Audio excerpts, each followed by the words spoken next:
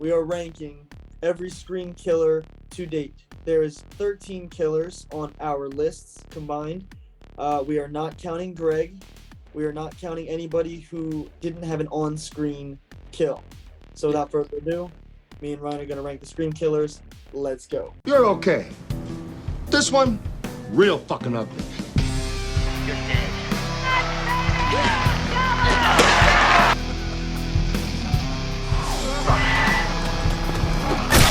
No, please don't kill me, Mr. Ghostface. I want to be in the sequel. You just bought yourself another Saturday. Christ.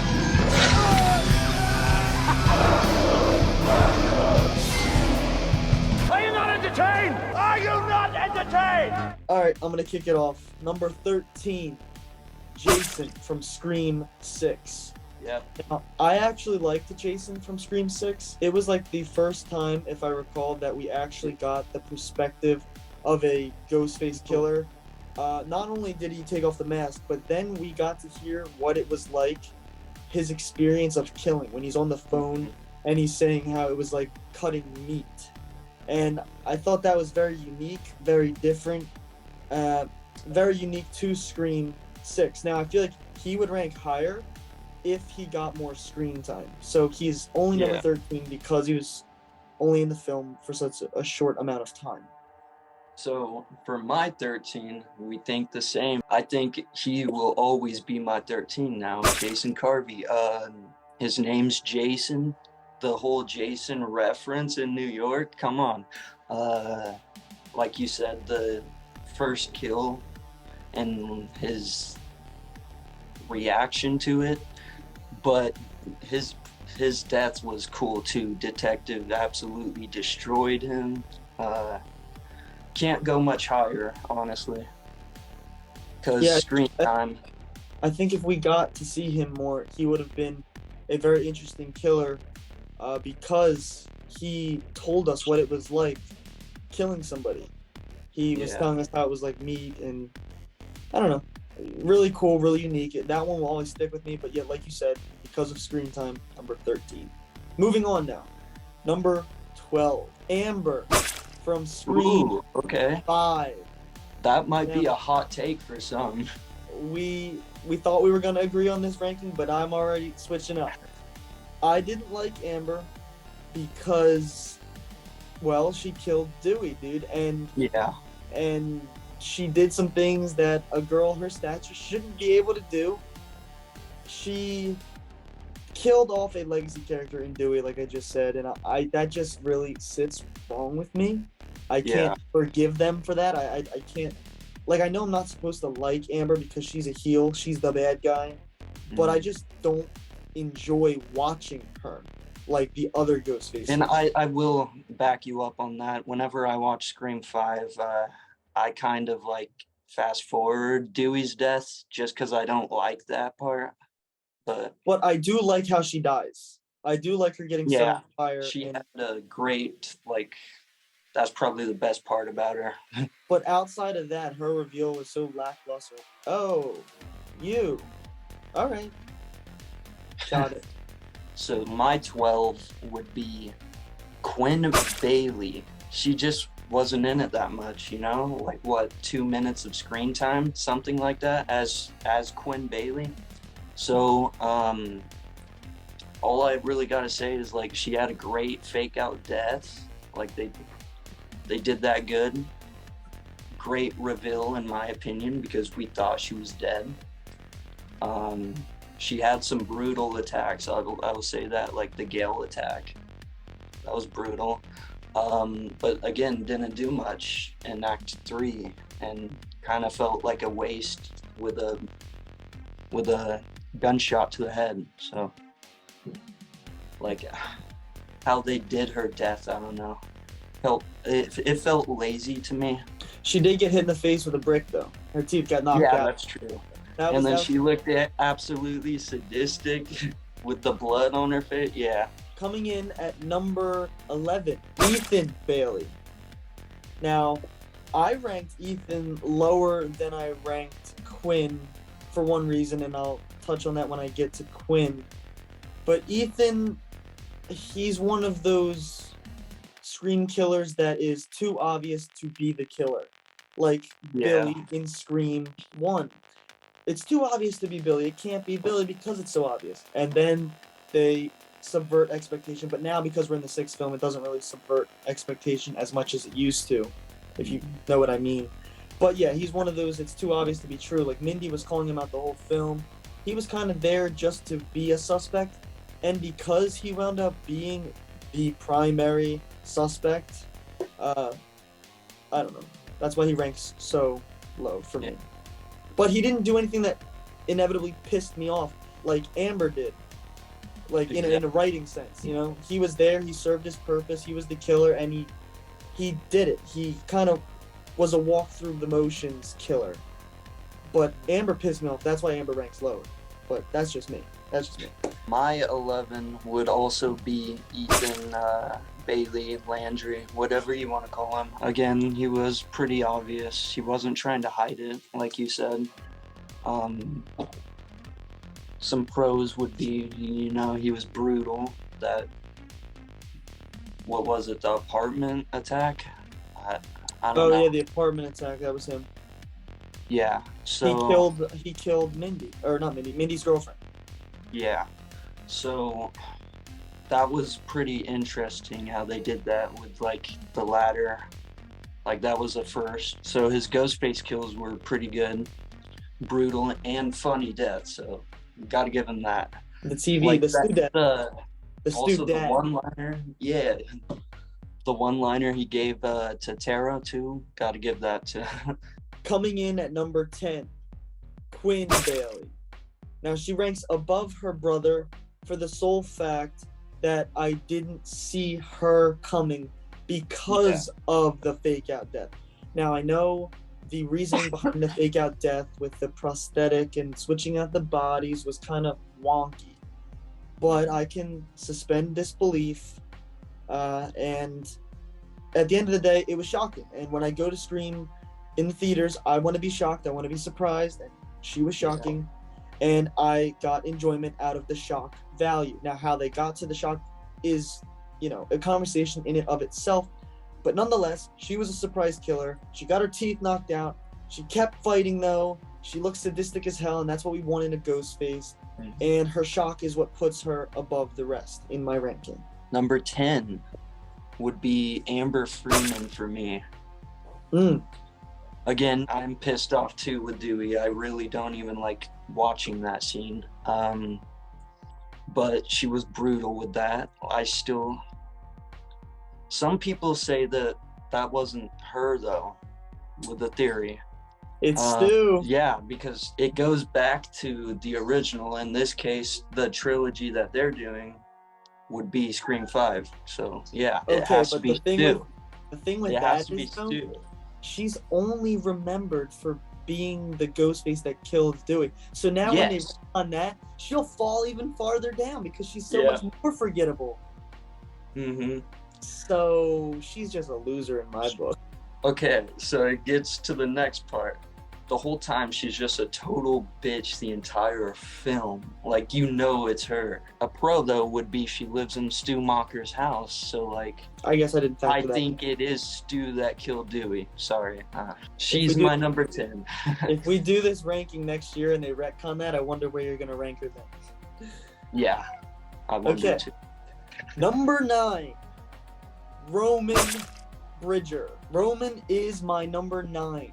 Now, I know him being Ghostface doesn't sit with a lot of people, but like Kirby says in Scream 6, we gotta give him bonus points for being the only Ghostface to do it alone. Yeah. Not only that, but they basically made him the reason for Scream 1, in you know, inspiring Billy, in turn bringing Stu into the mix, and it doesn't quite sit with me well, but at the same time, it doesn't bother me. It doesn't affect my viewing of the movies in a negative way. But I think for the sole purpose that he just wasn't powerful outside of the Ghostface mask. He just was the director of Stab 3, and he was there. He was the half-brother to Sidney, but that wasn't really fleshed out when he revealed himself. Sidney was like, who? Yeah, Oh, she didn't yes. even know. So I think maybe if the writing was a little different, like maybe they would have revealed that at the beginning, and maybe Roman was the one to bring her out of hiding, like, hey, I just found out that I'm related to Maureen Prescott. And then maybe she comes out of hiding and she's like rekindling a relationship with her brother, thinking she can trust people. And then he turns on her, thus making her more traumatized and not being able to trust anybody. Yeah. That's a little fantasy booking I just did right off the whim. But yeah, Roman Bridger is my number 9. For my next, like the top 9, it was hard. It was really hard to rank. Number 9 would be Miss Loomis. Okay. Underrated as hell. Okay, let me just say that. Everyone doesn't like her, but she's underrated. I appreciate her. Great motive. Really, revenge. She had a great plan. Like, really, she could have just killed Sydney, left. Mickey would have went to prison, Great plan. She killed Randy. Would that make her the first person to kill a legacy member? Yeah, I guess it would. So there's that. Number 8, Richie. Yes, Richie ranks above his brother and sister, and he moved up in my ranking.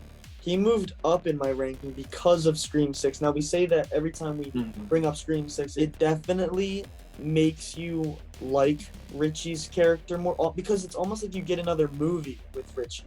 When his name popped up on the phone in the beginning of Scream 6, when Sam got a call, I was like, oh shit, Richie, what? Oh my god. It's like, it makes you think about Richie again. And I guess the freshness of him being in my mind, it makes him less forgettable. I think forgettability is the problem with everybody in the back half of my list that I just listed off, the forgettability. But since Richie is in another film, correct me if I'm wrong, he's the only Ghostface killer to be basically brought over into the next film. Am I wrong in saying that? Who else has ever been brought over from another movie? Yes, I know Richie was not alive in Scream 6, but his aura, his presence was definitely felt. His short films were playing in the theater in the third act. That's a really interesting thing. We get to see this perspective of this killer from the previous film through the eyes of his mourning family. And I think that is a very strong point of Scream 6 that not a lot of people want to give credit, just because of the swerve of it being the family. They want to hate on the fact that, oh, his performance was so clownish and whatever. But I think the justice that it brought to Richie's character in Scream 5 boosted him in my rank. Number 8 would be Detective Bailey. So again, underrated, because I feel like everything I see on TikTok, he's ranked low. I feel like because he's old, but arguably he's the most menacing Ghostface. Because he's old. Yeah, because he's old and weathered. He's been in the force, the police force, for so long. Yeah. So it makes sense why the on-screen Ghostface was so menacing, and he could have trained his kids too, It makes sense. Fair enough. That actually is a good point. Yeah. Brutal. He was brutal as fuck with his kills, and I don't know. It's hard because he was trying to hide it, but you can tell, he during the runtime, you can tell oh shit. On rewatch, it's him. Crazy as fuck after the reveal. It's him versus Sam. She shoots Quinn right in front of him, and then he just runs at her with a gun. Was he out of bullets, or because I didn't catch? Well, he never pulled the trigger, so we never saw if he was out of bullets. But I fixed that in my How I Would Have Written Scream 6. So if you didn't watch that, here's my little cheap plug. Go watch How I Would Have Written Scream 6, because I totally fixed that third act. Okay, so number 8, Detective Bailey. Number 7, now we're getting down to the thick of things. Detective Bailey. So he ranks one up higher on my list than yours, because I'm giving him those bonus points for being the most bona fide Ghostface, the most brutal, the most badass Ghostface. I mean, he just goes right in that bodega and he shoots the fuck out of those people, and he doesn't give a fuck. I mean, shotgun, one arm, boom, blasts the guys away, man. And the way he killed Jason, fucking brutal. The way he killed Greg. Now, we didn't see it, but we saw the aftermath. We saw the cut up body parts in the refrigerator. You can only imagine that is a grieving father in Detective Bailey. The cons now, because the positives we could talk about all day. I mean, the positives, what made Scream 6, but the negatives, the reasons why Scream 6 is so controversial. If Kirby did her research about Ghostface killings and Richie in the killings of the past year, how wouldn't the father's record pop up? Yeah. How wouldn't she know him? Like, we never got a line saying like, oh, he lost weight, or he got plastic surgery. Like, we never got that explanation. Like for all intents and purposes, Kirby knew that was Richie's dad. Like they never addressed it. And so Gail, Gail would know that too. She wrote the book on it. So obviously she did some digging up on Richie. But it's just a movie and I can suspend my disbelief. But yeah, that is I don't think they thought about that. I don't think they thought about that when they wrote this. Like, Mrs. Loomis, the only person that could have seen her was the girlfriend, Sydney Prescott. That's one person who has a memory of that person. And obviously, her memory would be skewed because of all the things that she went through. But here, in this, it was only a year ago, and the FBI, Kirby, would be looking up on Richie's family. Gail, the reporter, would be looking up on Richie's family. Sam dated Richie. Maybe, she would have seen a family photo of the brother or sister, or of the dad. Like, there's too many inconsistencies where that plot could have fallen through, and he didn't have a motive to get away with the killings. So that can be taken as a negative, but it can also be a positive because it's almost badass. Like, the only thing he wants to do with the rest of his life is avenge his son. But they never made a line about that. They never said like, I don't care about getting away. This is for Richie. And, I think that would have even added another dimension to his character, that he was willing to get caught if it meant that he could avenge his son. Like, maybe he would have been at peace with it, Yeah, I totally agree with that. So we're at 7, right? We are at number 7. Okay. Richie Kirsch. So like you said, he would have been a lot lower had he not been in 6th. He is in 6th. So bonus points for the shrine. And 5, the motive was kind of like I didn't really get into it much. But great and smart killer with like how he would sneak behind them, and when it comes to the actual killing as Ghostface. So I thought Jack Quaid did amazing, and he was pretty funny. He did the geeky kind of character good, in my opinion. Yeah, and I'm thinking back to his ending when Sam killed him, and he goes, "What about my ending?" He's literally a crybaby. Literally a crybaby. So number 7, Richie. Number 6. Now we're getting into the thick of things. My number 6, Mrs. Loomis. Okay.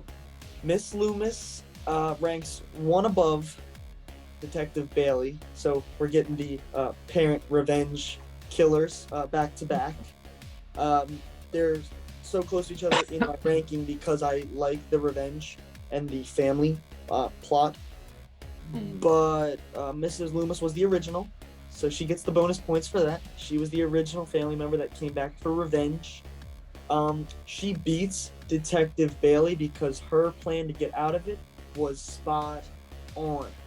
She was gonna pin it all on Mickey Altieri. And Which she should have. Like, come on. they probably should have allowed that to happen. I mean, it would have brought us perfectly into Scream 3, and we could have finally gotten like a plot twist of a Scream movie. But nonetheless, Mrs. Loomis ranks here in my list because she just was so evil, so maniacal, and her plan definitely gets her to this part in my ranking. It's just so solid. Like, there's no kinks in the way to get out of it. The only kink in her whole character is the fact that she lost some weight and got some plastic surgery to her face or something. But besides that, Yeah. no, she's all right in my book. Okay, so here's where it's gonna be a real hot take. My number 6, Jill Roberts. Jill Roberts at number 6, okay? Obviously, she made it to Act 4. We know. Emma Roberts did amazing. We know. Okay? Great motive. We know. It's just not what I go to watch Scream 4 for. I like the other guy. I know you do. Emma Roberts, though, master manipulator, or Jill Roberts, sorry, master manipulator. Again, like you said, her plan didn't really have any, just like Miss Loomis, any like leaks to it or whatever. They could have just ended it with her in the hospital, you know, with the reporters outside. I would have liked that better if they would have had a Yeah. Ghostface finally win. But maybe we'll get that in Scream 7 and then bring us to like Scream 8. Okay, so, and then she was also like absolutely sadistic, like in the hospital scene. And then I loved the way Emma Roberts played it because she knew she wasn't getting away with it anymore. Okay, number 6, Jill. Number 5, coming in hot, it's Mickey Altieri at number 5. Okay. I think I put him at number 5 because of his portrayal of a psycho, of a Ghostface. You know, boyfriend killer. Yeah. I love that line. I- His portrayal of a psychotic is very reminiscent of Stu, Yes. but he's almost like he freaks out and gets manic like Stu, but he gets calm and collected like Billy.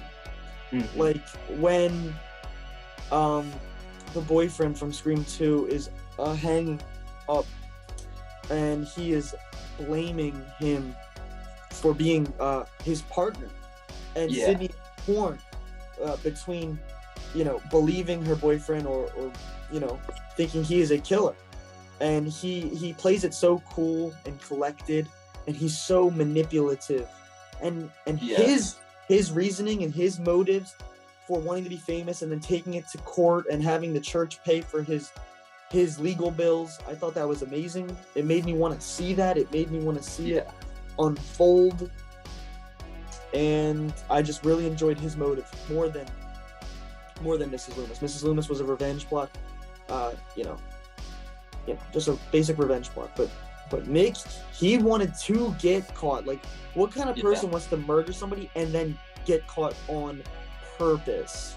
And it'd be crazy enough to think you could get away with that. It's just so cool to me. His portrayal was cut short by Mrs. Loomis shooting him, but at least we got a cool slow-mo of him getting shot. Him slowly. It was just cool. Scream 2 is awesome. So, Mickey Altieri, number 5. Okay, so number 5 would be, for me, the original mastermind, Roman Bridger. Again, a lot of people don't like that, what they did with Scream 3, but for what it is, looking back at it, I appreciate it a lot more. That being said, though, Roman Bridger, whiny little bitch the entire time. Obviously, one of the strongest Ghostfaces. He did it solo. Like, I'd say he was one of the smartest Ghostfaces as well.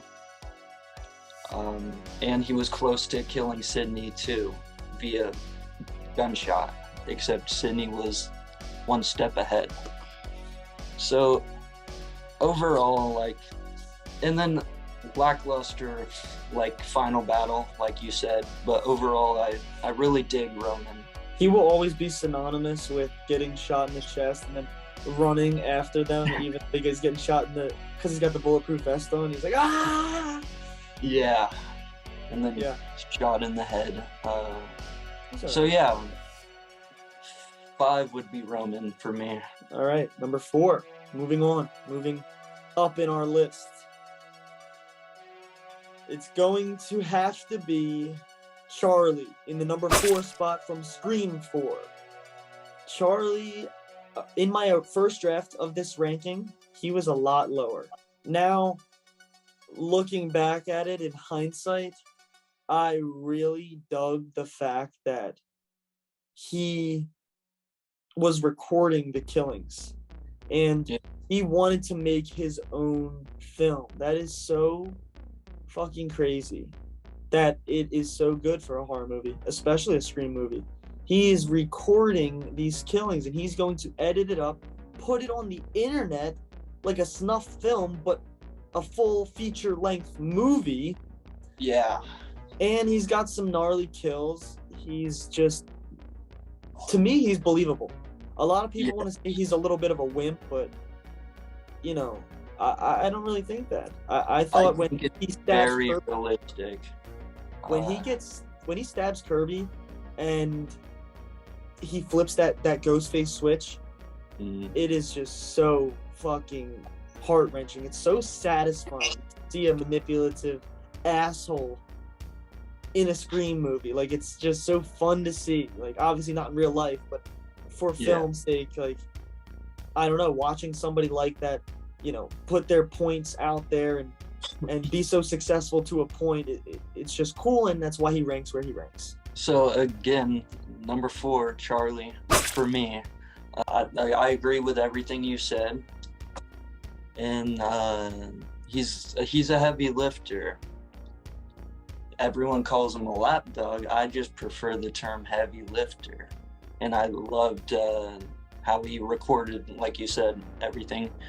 Him and Kirby were the best part. Like, every time I watched that movie, I love him and Kirby's scenes because, I don't know, I'm just a simp for both of them. Rory Culkin was amazing. I'm a simp for him too. Sorry. The reveal, much did not change in his personality.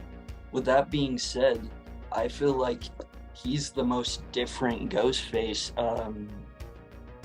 Like, what if he did get away with this, you know? He wouldn't have said anything. Like Jill. The aftermath of what would truly happen if a snuff film would have been on the internet of Ghostface killings, you know what I mean? Yeah.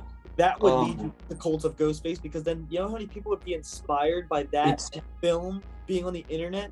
So yeah, Charlie is cool as fuck in my book. And then one thing I have to say last is he has my favorite calls in the entire franchise. Sorry. I'm biased as hell on that. Favorite call, yes. So, number 4, Charlie Walker. We both agree on that. I like him more now than Jill, so. I don't know about that one. I don't know about that. That's just me, man. But number 3, Jill Roberts, played by Emma Roberts. She is my number 3. She could probably be my 1 or 2 spot, honestly. Yeah. She is so good at being a psycho. Like, she is a psycho bitch, and she knows she's a psycho bitch, and she accepts the fact that she's a psycho bitch, and nonetheless, she plays a psycho bitch so well. Yeah. She's like the epitome of a Ghostface killer. She's the polar opposite of who she is underneath the mask. When she's playing her character as Sydney's loving, endearing cousin, she's so nice and friendly and sweet. And then when she takes the mask off, she is the complete opposite. Now, you said you liked Charlie because he's kind of the same throughout, like that quiet guy. I agree. That's kind of also cool that they can be the same, and there's a parallel that can be drawn to the person underneath the mask and the person, donning the mask. But I think it's really cool to see Jill flip that switch, and when it's so defined, like they're so different than who they were when they had no mask. It's really cool. And when she goes and she starts to stab herself and she starts to throw herself through a table, it is a callback to Scream 1, but ramped up to 5,000, dude. Mm-hmm. Watching her do that, watching her being so devoted to the cause, it really sells her as a ghost. Yes, she is a smaller stature person, and to believe that she could do these things is a little bit outlandish, but I believe it. Watching the movie back, Jill, her motives are so solid. She had her heavy lifter in Charlie and somebody to blame it on. So it was awesome. And the way she played him, along with playing all the other people in the movie, was amazing to see. Like, he really thought he was going to get the girl and get away with the murder while making the movie. But she played him, and that makes her inevitably a better killer in my book. Number 3, Mickey Altieri. I think he's a great killing machine. Really, like, Miss Loomis went on a serial killer website to get him, so he backs that shit up. But he's just dumb as hell, I'd say. Like, running in the Ghostface costume, tripping over shit, like the cow. You know what I mean? That scene. I know exactly what you mean. The car scene was pretty stupid. But Timothy Oliphant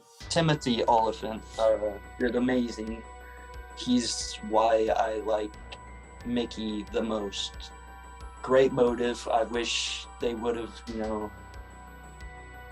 went with it. But I say he has a lame death. I feel like I didn't really dig the action death, to be honest. Oh, what, the slow motion where he's the original? Yeah. I didn't really dig it, but it is what it is. Like, for what it is, it's entertaining, and it's like, take for face value, yeah. So number 3, Mickey Altieri, sorry. Okay, well, I guess that brings us to our final 2 Ghostfaces. And if you've been keeping score, there's only 2 left. Yep. So, number 2 in my ranking of the Ghostface killers is going to be Billy Loomis. Billy Loomis comes in at number 2. That might be a controversial take for some, but in my book, when I was, making up this list, this ranking, I was, putting Stu at number 2, and it just didn't feel right, because every time I go back to watch Scream 1, I'm watching it for Stu, baby. I'm watching it for Stu, as well as Billy. Number 2 is not a bad spot to be in. Number 2 is fucking high up there out of 13, but it's still number 2. And Billy, he's awesome. He's great. He's the boyfriend, and that first introduced the love interest being the killer. He's got some great lines, and the way he is on the phone as Ghostface, his Ghostface calls started this franchise. I'm gonna cut you like a fish. He's so good. So Billy Loomis, number 2. So number 2 for me, I feel like anyone who watches the original, number 1 and 2 will like swap each time they rank the killers.